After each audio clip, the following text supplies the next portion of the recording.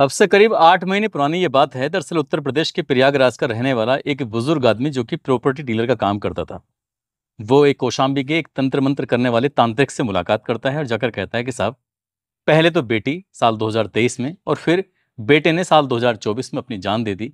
तब से कोई काम नहीं चल रहा है, ना काम में मन लग रहा है, करूं तो क्या करूं? आप कोई उपाय बता दीजिए, कोई रास्ता खोज दीजिए। जैसे तांत्रिक ने ये बात सुनी, उसने कहा बिल्कुल परेशान होने की जरूरत नहीं है, मैं देखता हूं कि क्या कर सकता हूं। उस तांत्रिक ने अपनी तरफ से प्रयास करना शुरू कर दिया और प्रयास करने के बाद उसने जो कहा वो वाकई अपने आप में बड़ा खौफनाक था, भयानक था। उसने कहा कि तुम्हारे परिवार में एक महिला है, उस महिला ने कुछ जादू टोना टोटका वगैरह कर रखा है, जिसकी वजह से परिवार पर बहुत बड़ी आफत आई हुई है। अगर इस आफत को काटना है तो तुम्हें मेरे कहने से कुछ काम करना पड़ेगा। अब प्रॉपर्टी डीलर ने जब बात सुनी, उसने कहा कि साहब आप जो कहोगे मैं वो करने को तैयार हूं। अब जैसे ही उसे दिशा निर्देश दिए गए तो उसे कहा जाता है कि एक बलि देनी है, और वो भी किसी अपने खास की बलि देनी है। बस इसका इंतजार करना था और इंतजार करते करते 8 महीने बीत जाते हैं। काफी रिसर्च किया जाता है, रिसर्च करने के बाद कत्ल कर दिया जाता है, वो भी बहुत भयानक रूप में। इस कत्ल की गूंज आज पूरे प्रदेश भर में नहीं बल्कि पूरे देश भर में हो रही है। लोग सोचने पर मजबूर हैं कि आखिरकार कोई अपने का कत्ल कैसे कर सकता है, लेकिन वो ज्यादा देर तक छुप नहीं पाता, पकड़ा जाता है। और जब पकड़ा जाता है तो एक सच सामने आता है। दरअसल वो लाश को 3 पोटली में बंद करता है और तीनों पोटलियों को वो शहर में इधर से उधर घूम रहा था और पकड़ा जाता है। आदाब, नमस्कार, सत श्री अकाल। मैं उस्मान सैफी। आज की जो सच्ची घटना मैं आपको सुनाने जा रहा हूं, ये सच्ची घटना है उत्तर प्रदेश के प्रयागराज का एक इलाका है, नैनी सरस्वती हाईटेक सिटी। दरअसल ये 26 अगस्त 2025 की शाम 3:45 के आसपास की रही होगी। इस स्कूटर पर एक व्यक्ति आता है जिसने अभी हाफ नेकर पहना हुआ है, ऊपर शर्ट पहनी हुई है। अपने उस स्कूटर को लेकर आराम से चले चले जा रहा था और अचानक ही रुक जाता है। और जैसे ही वो रुकता है तो उसके पायदान पर कुछ गठरी नुमा, कुछ पोटली टाइप की एक सामान रखा हुआ था। उस सामान को वहां से उठाता है, उठाने के बाद फेंक देता है। वो नहीं जानता था कि जहां वो फेंक रहा है दरअसल पास में ही एक महिला है, जो बहुत बुजुर्ग महिला है। दरअसल वो बुजुर्ग महिला अपनी भैंसों को चरा रही थी। अचानक ही उस महिला के अंदर एक क्यूरियोसिटी जगती है और वो देखना चाहती है कि आखिरकार ये स्कूटर पर आया हुआ व्यक्ति, इसने पोटली में क्या सामान रखा है, क्या फेंका है। इसके बाद उस महिला ने पास जाकर देखा, तब तक वो स्कूटी वाला यहां से आराम से जा चुका था। उस महिला ने जैसे उसके पास जाती है, जाने के बाद जब देखती है, देखते क्या है कि वो पोटली खून से नहाई हुई थी। दरअसल उसमें ब्लड निकल रहा था। तभी उसकी सांसें फूल जाती हैं, सोचने पर मजबूर हो जाती है। इसी बीच में उस बुजुर्ग महिला ने बहुत जोर जोर से चीखना चिल्लाना शुरू कर दिया। जैसे वो बुजुर्ग महिला जोर जोर चीख रही थी, चिल्ला रही थी, आसपास जो लोग थे वो भी आना शुरू हो जाते हैं। देखते ही देखते सैकड़ों लोगों का यहाँ जमघट लग जाता है। इसी बीच में किसी ने 112 नंबर पर पुलिस को सूचना दिया। सूचना देने के बाद बताया कि यहाँ नैनी के पास सरस्वती हाईटेक सिटी है और सरस्वती हाईटेक सिटी के पास एक जगह है, यहाँ पर आप आ जाइए। पुलिस को जैसी सूचना मिलती है, यहाँ औद्योगिक थाना क्षेत्र की पुलिस सूचना मिलने के बाद मौके पर पहुंच जाती है। और जब उसके बाद उस पोटली को खोला जाता है तो वाकई जितने भी लोग वहां पर मौजूद थे, पुलिस वाले, वो खुद उनके भी होश फाख्ता हो जाते हैं। वो सोचने पर मजबूर हो जाते हैं कि आखिरकार कोई ऐसा कैसे कर सकता है। दरअसल उस पोटली के अंदर धड़ रखा हुआ था, जिसके हाथ गायब थे, जिसके पैर गायब थे, जिस तरह सर गायब था। ये धड़ किसका है, किसका नहीं है, बस एक सवाल था। और वो स्कूटर वाला कौन व्यक्ति था, ये भी एक सवाल था। अब पुलिस ने इन सवालों के जवाब तलाशना शुरू कर दिया। आखिरकार उस रास्ते से जितने भी लिंक रोड थे, हर लिंक रोड पर लगे हुए सीसीटीवी कैमरे को खंगाला जाता है और काफी मशक्कत करने के बाद, काफी प्रयास करने के बाद पता चलता है कि स्कूटर पर जो सवार व्यक्ति है, दरअसल उसका नाम सरन सिंह है, जो कि प्रॉपर्टी डीलर का काम करता है। थाना करेली और सादियापुर एक जगह लगती है, वहां का वो निवासी है। डीसीपी नगर अभिषेक भारती ने टीम गठित करते हैं और टीम गठित करने के बाद कहते हैं कि ये व्यक्ति हर हाल में चाहिए, किसी भी कीमत पर चाहिए, भागना नहीं चाहिए। इसलिए आपको करेली थाना पुलिस में जाना है और जाने के बाद वहां संपर्क करना है और ये व्यक्ति जहां भी मिले उसको पकड़ना है। अब यहां से टीम जो बनाई गई थी वो सीधी करेली थाना में पहुंच जाती है। वहां जाने के बाद इससे पहले कि एसएचओ से कुछ बातचीत करते, वहां पर एक महिला है जो रो रही थी, बिलख रही थी, परेशान हो रही थी। यानी कि यहां तक पता करने के लिए पुलिस को कई घंटे बीत जाते हैं। शाम को वो जो लाश का हिस्सा मिला था और उसे करते करते जब रात थोड़ी ज्यादा हो जाती है, पुलिस से जाकर संपर्क किया जाता है। यहाँ पर एक महिला है जिसका नाम मोहिनी सिंह है। दरअसल इस मोहिनी सिंह नाम की जो महिला है, वो रोते हुए बिलखते हुए पुलिस वालों से कह रही थी कि साहब, आज सुबह मेरा बेटा है 17 साल की, जिसकी उम्र है, नाम उसका पीयूष उर्फ यश है, जो कि 11वीं कक्षा का छात्र है। दरअसल सुबह स्कूल गया था लेकिन लौटकर वापस नहीं आया। रोज सुबह 8:30 बजे घर से निकलता है, 2:30 बजे घर वापस आ जाता है। और मैं इंतजार में थी कि 2:30 बजे वापस आ जाएगा। जब नहीं आता, शाम हो जाती है, तब वो विद्यालय जाती है। विद्यालय जाने के बाद स्टाफ से बातचीत करती है, स्टाफ से पूछती है, स्टाफ दूसरे से संपर्क करते हैं। पूरे स्कूल में हड़कंप मच जाता है और ये कहा जाता है कि आज तो आपका लड़का विद्यालय आया ही नहीं था।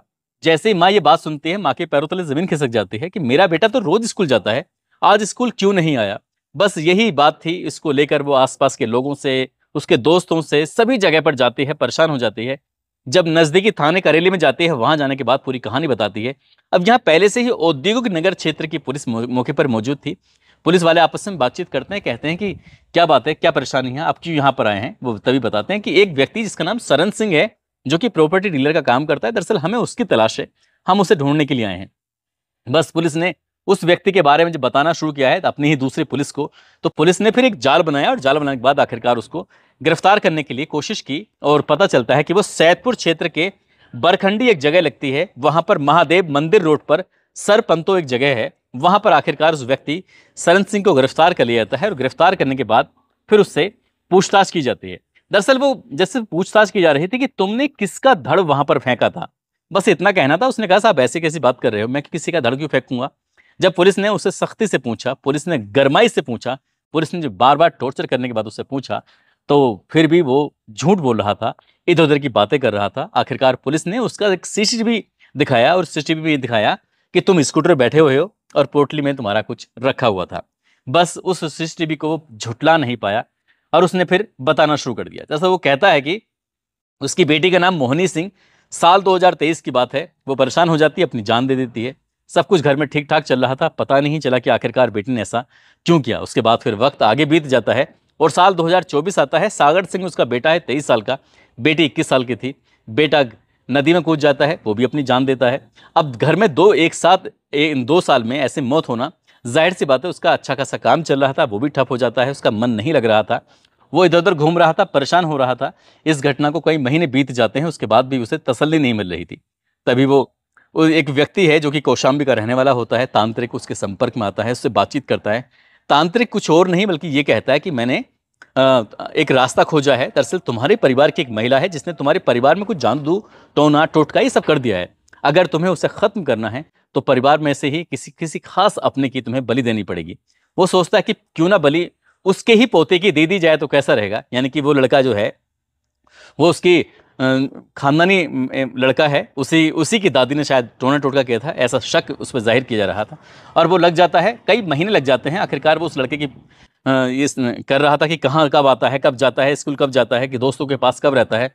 वो इस तरह की उसकी आगे पीछे दाएं बाएं वो घूम रहा था और उसे वक्त मिल जाता है। जब 26 अगस्त 2025 की सुबह लगभग 8:30 बजे के आसपास जैसे ही यश अपने स्कूल जाने के लिए निकल रहा था, तुरंत ही उसके दादा सरन सिंह कहते हैं, बेटा तुझसे बहुत ज़रूरी काम है, क्या तू मेरे पास आ सकता है। वो पूछता है, दादाजी बताइए मैं आपकी क्या मदद कर सकता हूँ। वो कहता है कि बेटा थोड़ा घर तक चलना है। वो घर कल्याणपुरी लेके जाता है। वहाँ ले जाने के बाद जैसे ही पोता आगे चल रहा है, वो पीछे चल रहा था, वो ईंट उठाता है और बहुत तेजी के साथ उसके सर में मारता है। यानी कि पोते को संभलने का कोई अवसर ही नहीं मिलता, मौका ही नहीं मिलता। इसके बाद वो पूरी ताकत से उसका गला दबाता है और जब तक उसकी सांसें थम नहीं जाती तब तक उसका गला ही दबा के रखता है। उस लाश को निकालने के बाद, वहाँ से हटाने के बाद सीधा बाथरूम लेके जाता है, बाथरूम में रख देता है। सीधा फिर बाजार जाता है, बाजार यानी कि खोवा मंडी में जाता है, वहाँ से 3 बड़ी पन्नियाँ खरीदता है। उसके बाद बाजार से उसने चापड़ खरीदा और आरी खरीदी। वापस लौट कर आता है और अपने ही पोते की लाश के टुकड़े करना शुरू कर देता है। पहले गर्दन अलग करता है, फिर उसके बाद हाथ अलग करता है, उसके बाद पैर अलग करता है, उसके बाद पूरे धड़ को बिल्कुल अलग कर देता है। जो अलग अलग 3 पिन्नियाँ लेके आया था, उन 3 पिन्नियों से वो 3 पोटलियाँ बनाता है। और 3 पोटली बनाने के बाद यहाँ से सबसे पहली जो पोटली होती है वो कल्याणी देवी से दरियाबाद और साथ ही इसके पुराने पुल से होता हुआ अरेल रोड, फूल मंडी होते हुए औद्योगिक क्षेत्र सरस्वती हाईटेक के पास पहुंचता है। और वहां जाकर पहली ही पोटली को जैसे ही फेंकता है तो एक बुजुर्ग महिला की उस आदमी पर नजर पड़ जाती है। और उसके बाद फिर वो महिला इतने समझ पाती, तब तक वो दूर जा चुका था, लेकिन वो फिर घर जाता है, फिर दूसरी पोटली उठाता है और ऐसे ही दाएं बाएं होता हुआ इधर से उधर वो जाता है। यहाँ उसमें पोटली में हाथ और बताया जाता है सर रखे होते और पैर रखा हुआ था। आखिरकार उस पोटली को वो सैदपुर के कछार इलाके में फेंक देता है। इसके बाद फिर तीसरी जगह जाता है, तीसरी पोटली रखता है उस स्कूटर में और रखने के बाद वो ऐसे ही फेंक रहा था। वो शहर के अलग अलग हिस्सों में घूम रहा था, जा रहा था, आ रहा था, लेकिन किसी पुलिस वाले की उस पर नज़र नहीं पड़ती है, किसी व्यक्ति की नज़र नहीं पड़ती है। और वो लाश के टुकड़ों को लेकर, 3 पोटलियों को लेकर ऐसे ही घूम रहा था। बताया जाता है कि उसने कई किलोमीटर का सफर तय कर लिया था। अगर उस बुजुर्ग महिला की नजर उस पर ना पड़ी होती तो शायद ये केस इतनी जल्दी नहीं खुलता। हाँ, तो तब हो जाती है। उधर मोहनी सिंह अपने बेटे को ढूंढने के लिए इधर उधर चक्कर काट रही थी, और यही जो उसका चचेरा बाबा लगता है सरन सिंह, वो जाता है उसके पास और जाकर कहता है कि बेटा, परेशान होने की बिल्कुल जरूरत नहीं है, तेरा बेटा जितनी जल्दी हो सकेगा आ जाएगा, बिल्कुल परेशान मत हो। उसे बार बार तसल्ली दे रहा था। ऐसे काम कर रहा था। जब मीडिया कर्मी वहां पहुंचते हैं घर पर, तो मरने वाला जो बच्चा होता है, नाम उसका यश होता है, यश की बुआ के पास जैसे ही माइक लगाया जाता है तो वो कहती है कि उसको एक नहीं बल्कि 5 बलियां देनी थी। 5 बलि में जो उसने पर्ची निकाली तो सबसे पहले हमारे ही परिवार के बच्चे की का नाम निकल के आता है, यश का। उसने उसको मार दिया और काली को खुश करने के लिए, काली माँ को खुश करने के लिए उसकी बलि दे देता है। इस तरह की बातें कर रहा था। पुलिस ने जब इस घटनाक्रम का खुलासा किया तो उसके बाद पुलिस ने कहा कि हम तांत्रिक को भी गिरफ्तार करने के लिए प्रयास कर रहे हैं, कोशिश कर रहे हैं। जितनी जल्दी हो सकेगा तांत्रिक भी पकड़ा जाएगा और जो आरोपी है उसको भी गिरफ्तार करने के बाद जेल भेज दिया गया है। वो कहते हैं कि मामला फास्ट ट्रैक कोर्ट में चलाया जाएगा ताकि आरोपी को कम से कम समय में फांसी की सजा या फिर जो भी कोर्ट सजा तय करेगा वो दिलाने की पूरी कोशिश करेंगे। परिवार के लोगों ने भी उसको फांसी की सजा की मांग की है, साथ ही उसके घर को बुलडोजर से गिराने की मांग की है। परिवार के लोग तमाम तरह की मांगे कर रहे हैं। पुलिस प्रशासन भी तसल्ली दे रहा है, जो गया है वो शायद वापस लौटकर अब आएगा नहीं। दोस्तों, जाते जाते अनंत वर्मा हैं, साथ ही पटियाला के रहने वाले हरविंदर सिंह हैं।